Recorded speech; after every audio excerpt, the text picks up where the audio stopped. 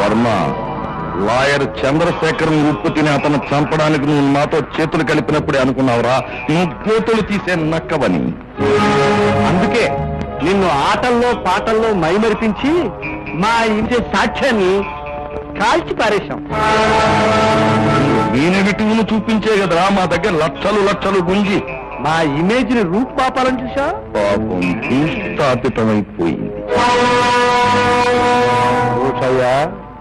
అందుకే నా జాగ్రత్తలో నేను ఉన్నాను. అది మీరనుకుంటున్న నెగిటివ్ కాదు. మురారి, అయ్యయ్యో ఎలా చిక్కిపోయావురా? ఎలా ఉండేవాడు ఎలా అయిపోయావురా? ఎలా అమ్మకుంట్లో బాగలేదు. ఎలా బాగుంటుందిరా? లంకంత కొంప కూలిపోయిన తర్వాత ప్రాణాలతో ఉండి సంతోషించాలి. అన్నయ్య తిట్టాడు, నువ్వు కోప్పడ్డావు. అయినా మీరు నాకు కాకుండా పోతారా? అసలు నీ గురించి నా పొద్దు నుంచి తిరుగుతున్నాను. ఎందుకు రే, నా వాళ్ళు ఆకలితో మరమర మాడిపోతూ ఉంటే నేను చూస్తూ ఊరుకోగలరా? అసలు నీకు ఉద్యోగం చూశాను రా. నీ పట్టుదల నాకు తెలుసు. నా చిన్ననాడు స్నేహితులను కలిసి నీ గురించి అంతా చెప్పాను. ఆ గోల్డ్ మెడలిస్ట్ ఉద్యోగం ఇవ్వడానికి ఏముందయా? తప్పకుండా ఇస్తాను. అసలు అలాంటి వాడు నా ఆఫీసులో ఉండవే నాకు అలంకారం అన్నాడు. ఇక నీ పద్ధతి అభిమానానికి కరెక్ట్ గా ఉంటేనే ఉద్యోగం చేయి, అంతేనా? చాలా సంతోషం బాబు.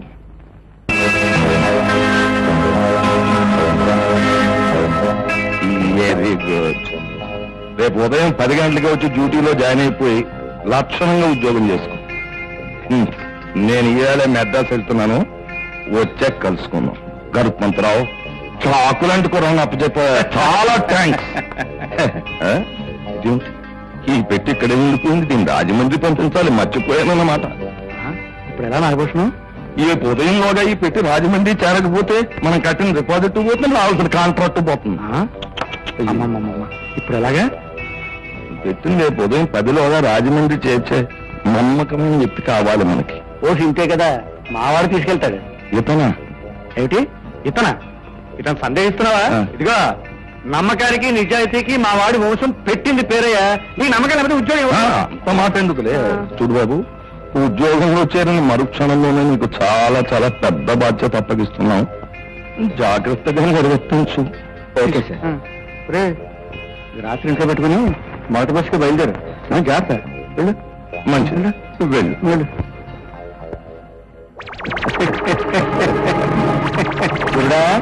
ఇది గరుడ వ్యూహం.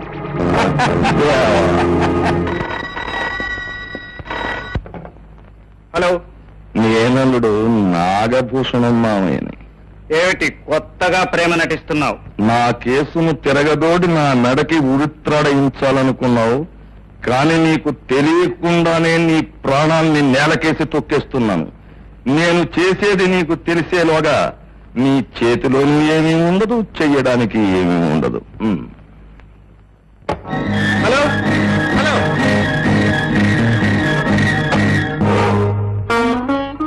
అమ్మా అమ్మా, అన్నయ్య జ్వరం ఎక్కువ ఉందిరా.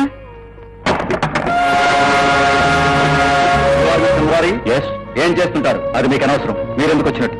ఈ ఇంట్లో దొంగ నోట్ల వ్యాపారం జరుగుతున్నట్టు మాకు రిపోర్ట్ వచ్చింది.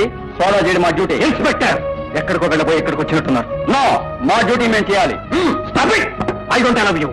మిస్టర్ మురారి,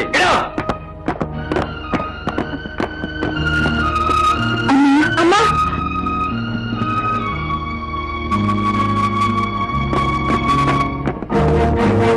మిస్టర్ మురారి, ఇదేమిటి? ఆఫీస్ డబ్బు. మరిందాక దొంగ నోట్ల వ్యాపారం చేయట్లేదన్నారు, ఇప్పుడు అదే అంటున్నాను. మరి దొంగ నోట్ల సమాధానం ఏమిటి? దొంగ నోట్ల 10%. ఇప్పుడు మిమ్మల్ని అరెస్ట్ చేస్తున్నాను. సడన్ స్టేషన్కి. బాబు బాబు, ఆ డబ్బు మాకు సంబంధించింది కాదు, మీరు సంపాదించా. ఏం చెప్పుకోవాలన్నా ఏం సమర్థించుకోవాలన్నా కోర్టులో తెలుసుకోండి. కదా బాబు బాబు బాబు, అమ్మా అమ్మా అమ్మా అమ్మా అమ్మా అమ్మా, బుజ్జి, నేను డాక్టర్ తీసుకొస్తాను. అమ్మ చూస్తాను. అమ్మా రాజాబాబు, నువ్వు ఉంటే ఇలా జరిగేదా? పెద్ద తీసుకురానమ్మా, అడ్రస్ నా దగ్గరుంది, వెళ్ళి తీసుకురానా?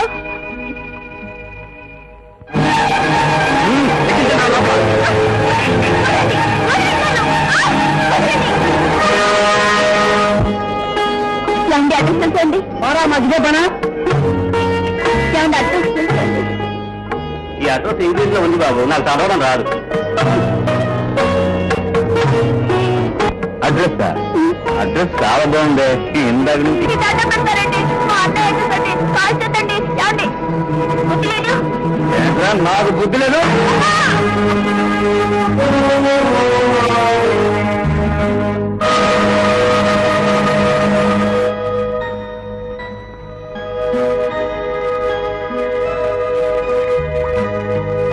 ఏమిటి చేతులు గడిగిస్తున్నా? ఏమి సహించడం లేదు. నాకు తెలియకుండా ఎవరో నా గుండెంత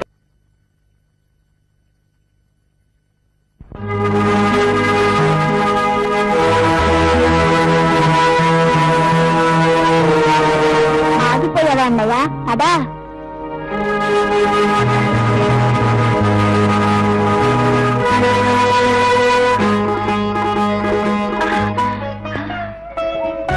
బాబు, నీ దగ్గరకు వచ్చి క్షమార్పణ చెప్పుకొని నిన్ను లోపలికి తీసుకురావడానికి ఓపిక లేదయ్యా. రా బాబు, రారా. అమ్మా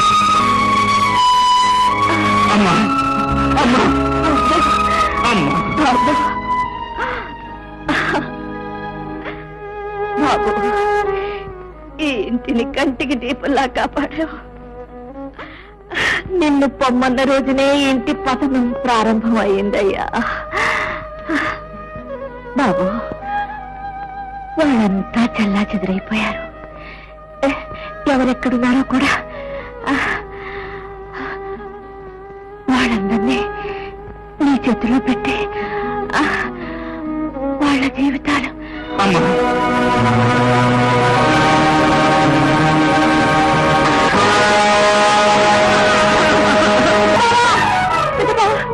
నల్లిని మళ్ళీ ఎక్కడుంది? రామకృష్ణ ఇంట్లో చంద్రు పాడు చేయాలని ప్రయత్నిస్తున్నాడు.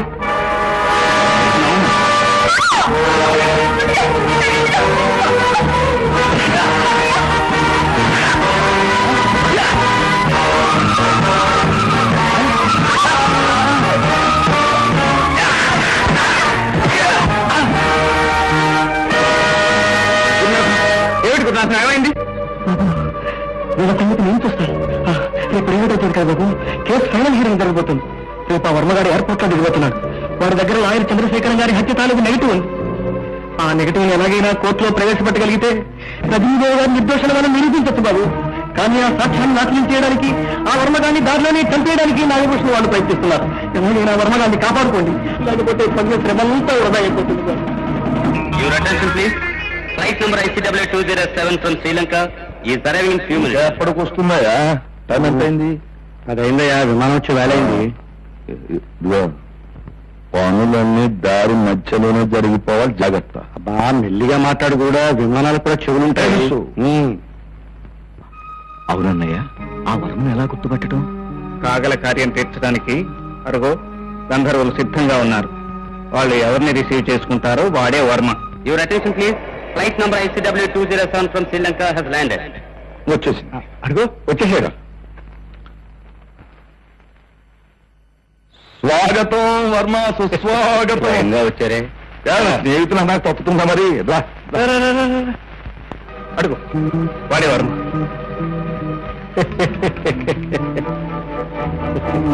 మధ్యదారిలో తప్పించడానికి మంచి ప్లాన్ వేసినట్టున్నారు. డబ్బు మనుషులు, ఆ స్నేహం కోసం బతికే మనుషులు. మరి ఆ డబ్బు ఇక్కడికే తీసుకురావచ్చుగా. అది మర్యాద. మా ఇంటికి వచ్చి నువ్వు పూట ఫోన్ చేయొచ్చుగా. ముందు ఆతిథ్యం, తర్వాత బిజినెస్. మరీ అంత అనుమానిస్తే నువ్వు పీల్చే గాలి కూడా విషయం అయిపోతున్నాయా? ఏదో పరాయి వాళ్ళ మాట్లాడతాయేంటి? నేను అంత తెలివి తక్కువగా లేనులే. ఎందుకైనా మంచిదని తోడు తెచ్చుకున్నాను. మరేం తప్పు లేదు. నీ జాగ్రత్త మీద నువ్వుండు, నా నీతి మీద మేముంటాం.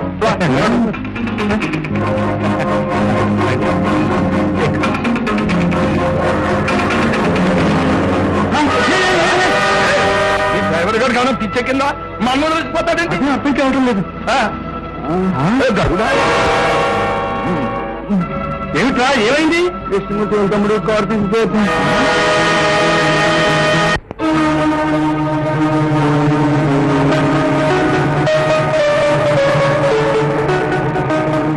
కొన్ని సంవత్సరాల క్రితం చేసిన తప్పును దిద్దుకునే అవకాశం వచ్చింది. మర్యాదగా కోర్టుకొచ్చి నిజం ఒప్పుకో. లేదా తస్తాను. అంత తేలిగ్గా మీకు దొరికిపోవడానికి నేను అంత వ్యర్థాలనుకున్నారా? మర్యాదగా కారు ఆపు, లేదా మీరు చేస్తారు.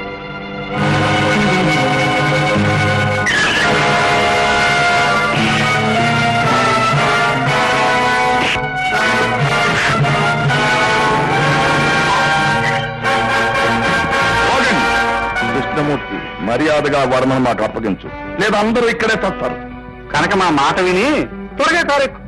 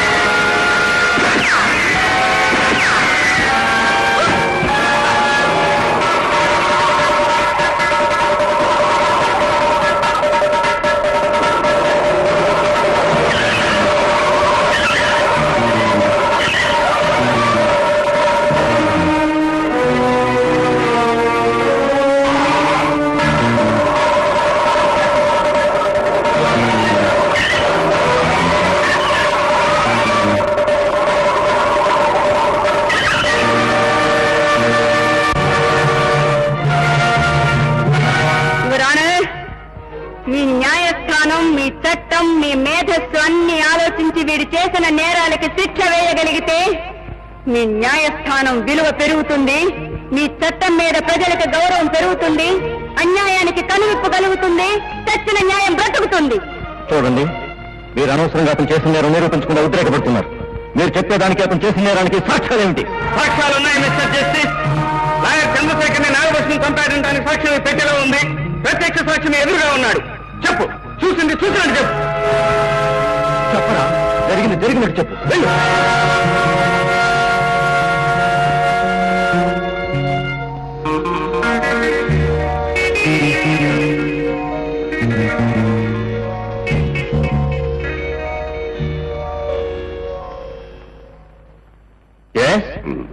భూషయ్య, గరుత్మంతరావు కలిసి రంగనాయకులు గారి ఆస్తి కాజేశారు. లాయర్ చంద్రశేఖరం గారు ఆ కేసు వాదిస్తున్నారనే కోపంతో భూషయ్య వారిని హత్య చేస్తుండగా నేను ఫోటో తీశాను. బ్లాక్ మెయిల్ చేశానని నాకు ఎక్కువ డబ్బు ఇచ్చారు. నేను సెలం వెళ్ళిపోయాను. విన్నారా మిస్టర్ జస్టిస్? నల్లకోట వేసుకుని ధర్మాన్ని కాపాడుతానని, న్యాయాన్ని నిలబెడతానని నిత్యం మీ మధ్య తిరిగే వ్యక్తి హత్య చేయబడితే ఈ న్యాయస్థానం ఏం చేసింది? ఒక కేసు వాదిస్తుండగా ఆ హత్య జరిగితే ఆ కేసుకు, ఆ లాయర్ హత్యకు సంబంధం ఉండవచ్చుననే కనీస ఆలోచన కూడా లేకుండా భార్య శీలవతి కాదనే అబద్ధపు వాదనను నమ్మి ఆమె శిక్షార్హురాలని, శిక్షా స్మృతిలోని సెక్షన్లన్నింటినీ పరిశోధించి ఆమెను కటకటాల వెనక్కి నెట్టారు. మా ఆస్తి పోయిందనడానికి ఆ ఫైలు, మా అత్తయ్య నిర్దోషి అని చెప్పడానికి ఆ ఫోటోలే ప్రత్యక్ష సాక్ష్యం. కానీ ఆ రోజు మీ న్యాయస్థానం మరోలా తీర్పు చెప్పింది. ఆ ఇల్లాలు భర్తను పోగొట్టుకున్న బాధతో పాటు పైన వాళ్ళందరూ అసహించుకుంటుంటే జైల్లోనూ, విడుదలయ్యాక ఈ సమాజంలోనూ ఎలా బ్రతికిందో ఆలోచించండి. తప్పుడు సాక్ష్యాల మీద ఆధారపడి మీ న్యాయస్థానం ఇచ్చిన తీర్పు ఎంత దారుణానికి దారితీసిందో చూడండి. ఇప్పుడు మీరు ప్రకటించే పశ్చాత్తాపంతో గడిచిపోయిన ఆమె జీవితాన్ని మళ్ళీ ఇవ్వగలరా? రాలిపోయిన సౌభాగ్యాన్ని సమకూర్చగలరా? ఇన్ని సంవత్సరాలుగా నెత్తి మీద పెట్టుకు మోసిన నిందను బద్దలు కొట్టగలరా? చెప్పండి న్యాయమూర్తి గారు. ఆమె స్థానంలో మీరు నిలబడి ఆ రోజు మీరు న్యాయస్థానం ఇచ్చిన తీర్పు న్యాయమో అన్యాయమో ఇప్పుడు మీరే తీర్పు చెప్పండి. వాళ్ళేం చెప్తారు, నేను చెప్తాను.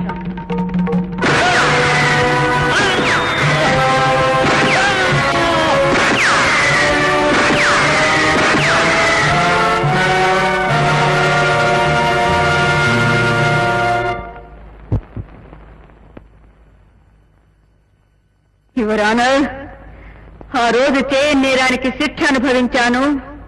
ఆ అనుభవించిన శిక్షకు ఈ రోజు నేరం చేశాను. అత్తయ్య, నువ్వు పతితవు కావని సమాజాన్ని, నేరస్తురాలు కావని న్యాయస్థానాన్ని ఒప్పించాలనే నా ప్రయత్నాన్ని నీ ఉద్రేకంతో వృధా చేశావు. ఇప్పుడు నేను ఎలా రక్షించుకునేది? నీ బ్రతికేది నా కోసం కాదు, ఈ దుర్మార్గుడు చావు కోసం. నన్ను దోషిని చేసి తాను పెద్ద మనిషిగా బ్రతికిన ఈ దుర్మార్గుణ్ణి దోషిగా నిరూపించి నా చేతులతో నేనే శిక్ష విధించాలనుకున్నాను. ఇన్నాళ్ళకి నా పంతం నెరవేర్చుకున్నాను. శివరానా, ఇప్పుడు మీరు నాకే శిక్ష అయినా విధించండి. సిగ్గుపడను, బాధపడను. నిర్దోషిగా హంతకురాలనిపించుకున్న నేను దోషిగా హంతకి అనిపించుకోవడానికి తలంచుకోను. నా భర్తని చంపిన దుర్మార్గుడు తల తీశానన్న గర్వంతో తలెత్తుకుని ఉరి సగర్వంగా నడిచి వెళ్తాను. సార్, న్యాయమూర్తి గారు, ఇప్పుడు మీ కళ్ళ ముందు జరిగిన సంఘటన నిజంగా మిమ్మల్ని కదిలిస్తే, న్యాయానికి అన్యాయం జరిగిందని మీరు అంగీకరిస్తే, మీ న్యాయశాస్త్రాలను తిరిగి రాయించి